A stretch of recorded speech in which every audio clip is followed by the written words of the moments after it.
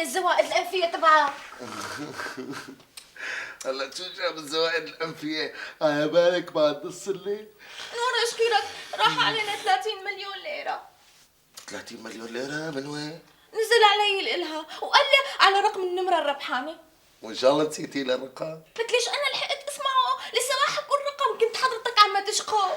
يبليني بقتلي، إن شاء الله بيدعسني قطار، لك أنا غبي، مو بس غبي بدي حرق بمازو، مو بمازوت ببنزين. سلامة قلبك عجوة، النمرة كلها و30 مليون فدا رجلك. لك شو فدا رجلي؟ شو هالحكي اللي عم تحكيه؟ قال فدا رجلي، بتعرفي لو ربحنا 30 مليون وين صرنا؟ كنا صرنا فوق الريف. ايش بعرفني بقى عجوة، صار شو نعمل؟